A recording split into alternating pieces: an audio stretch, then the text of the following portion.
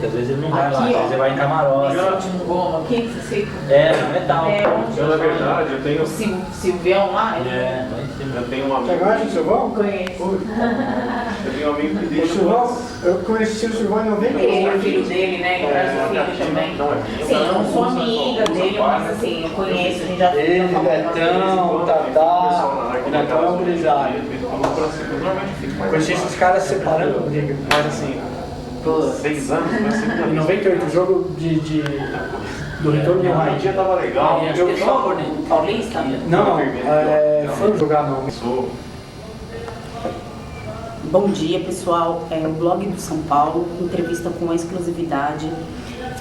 Hit Júnior, Carlos Potti, os fundadores do Guerreiros da Paz e do projeto Morumbi 2014. Eu apoio. A gente vai conhecer um pouquinho desse trabalho deles.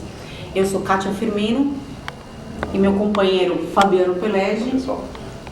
E aí a gente vai tocar esse bate-papo. Fabi, tá na tua mão. Vamos lá, pessoal. Vou fazer uma pergunta para os dois, mas vamos dividir um pouquinho. Hit, logicamente que a base de tudo isso daqui é o São Paulo. Como que surgiu aí a paixão pelo São Paulo, desde quando você torce, e o que representa São Paulo para você? Cara, São Paulo começou na minha vida em 1984. A primeira vez que eu entrei nesse estádio, ele estava totalmente vazio, era um cimento frio, era um negócio muito gigante de ver. Para um menino de 12 anos, eu tinha 12 anos na época. Foi emocionante demais. E depois, a primeira oportunidade de ver um jogo aqui foi São Paulo e Palmeiras. Palmeiras mandante, nós ficamos do outro lado. E foi realmente apaixonante. Desde então a história é acompanhar a maioria dos jogos do São Paulo naquela época. Em 87 eu me juntei um grupo de amigos de cursinho que estavam fundando uma torcida chamada Orgasmo Tricolor. Sim.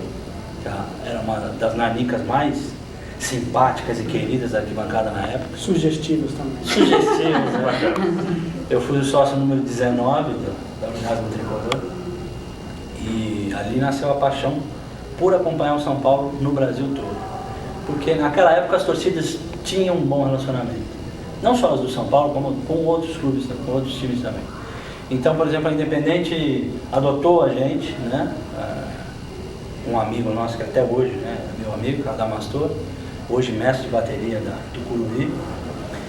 E o Aparecido também nos adotou. Então a Independente nos cedia parte da sala de bandeiras para guardar as nossas bandeiras e o Aparecido cedia lugares nos ônibus da Dragões para acompanhar o time pelo Brasil. Vocês faziam uma parceria. Exato. Desde então sempre foi assim.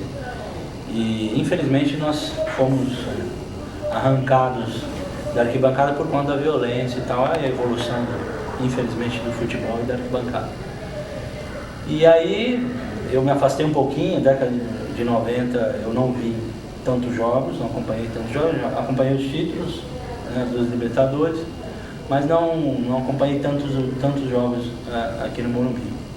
Eu voltei a frequentar mais assiduamente o Morumbi em 98, 99, aí comecei a vir mais. E comecei a vir e reencontrar pessoas, amigos, infelizmente a maior parte está na numerada hoje. Desceram. Envelheceram, né? Infelizmente.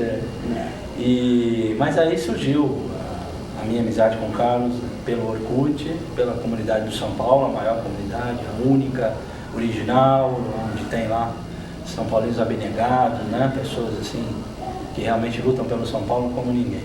E de lá nasceu essa amizade que eu tenho com ele desde então. Foi quando a ideia surgiu do Carlos de fazer um grupo de torcedores. Ele me chamou para ser o cofundador da Guerreiros da Paz. E a Guerreiros trouxe tudo isso aí que vocês estão vendo. As ações, os movimentos, né? Agora a luta que nós criamos a campanha no ano de 2014 é o apoio. Então, resumidamente, para não se alongar, porque tem muita história. Eu vou te perguntar mais ou menos é isso. Eu sou de uma família de italianos, né? Hit, todos palmeirenses, e eu, ovelha negra, virei São Paulino mesmo, me tornei São Paulino, minha escolha, com 12 anos de idade. E hoje eu tenho na família, graças a Deus, alguns São Paulinos que eu consegui forjar. O Pelé também vem da Itália, mas todos os meus tios são São Paulinos. Você tem essa sorte. Eu não. A história de São Paulinos da minha família, quem começou fui eu mesmo. Bom, um dia, só interromper vocês um pouquinho, um cara muito previsível inventou uma frase: nada acontece por acaso. Né? Previsível demais, né? Mas é óbvio que é uma das maiores verdades existentes na vida, no futebol e em tudo. Isso tudo que o Ritz explanou agora é um pouco da minha história também.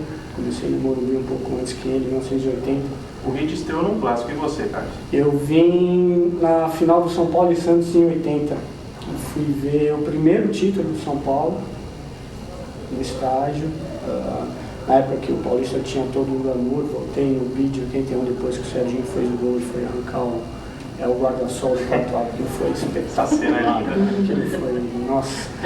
E aí, assim, os primeiros 2 anos, achando um time fantástico em campo e uma torcida maravilhosa na arquibancada. Então, a soma disso tudo me fez ser fanático desde então. Um jogo que me tornou, acho que realmente fanático para valer, foi uma derrota, por incrível que pareça, que foi quando o São Paulo perdeu aquela final para o Grêmio, em 81, que até então eu vi um time que não perdia campeonatos, né?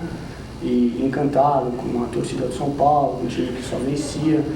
E aí, ainda criança, eu descobri na derrota o sentimento do que é uma dor, do sentimento por um time. Aquilo, infelizmente, foi se reforçar depois de 82, 83, quando perdemos 2 títulos para um rival, né?